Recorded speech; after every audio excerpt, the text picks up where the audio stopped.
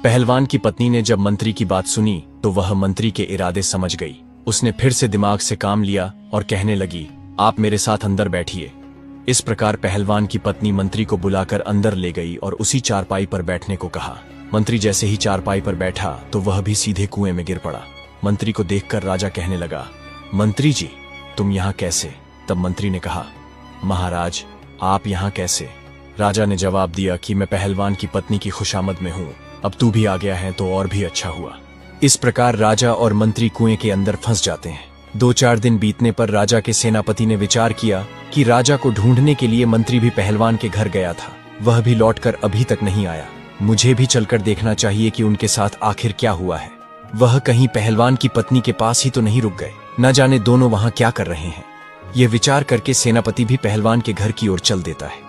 सेनापति जब शाम होने पर पहलवान के घर पहुंचता है तो वह भी पहलवान की सुंदर पत्नी को देखकर अपनी नीयत खराब कर लेता है।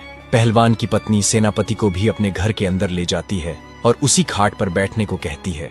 जैसे ही सेनापति खाट पर बैठा, वह भी नीचे कुएं में गिर गया, जहां राजा और मंत्री पहले से ही पड़े हुए थे।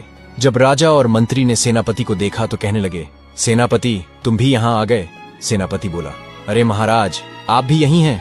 मैं तो आपको ही ढूंढने आया था। राजा बोला, तुमने मुझे ढूंढ लिया, अब पड़े रहो। अब वे सोचने लगे कि कहाँ फंस गए।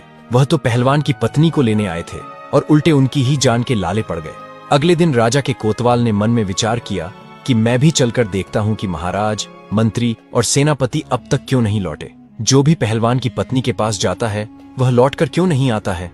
यही विचार करके कोतवाल भी पहलवान के घर की ओर चल देता है। कोतवाल भी उसी प्रकार उस कुएं में पहुंच जाता है जहां राजा, मंत्री और सेनापति पहले से ही विराजमान थे। यह देखकर राजा कहने लगा, कोतवाल जी, आप भी यहाँ आ गए? कोतवाल ने भी पूछा, राजा साहब, आप यहाँ क्या कर रहे हैं? राजा बोला, वही कर रहा हूँ जो आप यहाँ करने आए थे, अब पड़े रहो इसी में। दोस्तों, 100 हाथ गहरे कुएं में गिरने से सभी को बहुत चोटें आई थीं। कोई लंगड़ा हो गया था, कोई लूला, किसी का चेहरा बिगड़ गया था तो किसी की आंख चली गई थी। पहलवान की पत्नी रस्सी के सहारे थोड़ा बहुत भोजन और पानी उन लोगों तक पहुंचा देती थी ताकि वे जीवित रह सकें। इस प्रकार राजा और उसके साथियों को कुएं में पड़े पड़े लगभग 15 दिन बीत गए। अब तो वे चारों उस कुएं में पड़े पड़े बीमार पड़ने लगे। अब राजा मन ही मन सोचने लगा कि यहाँ से कैसे निकला जाए।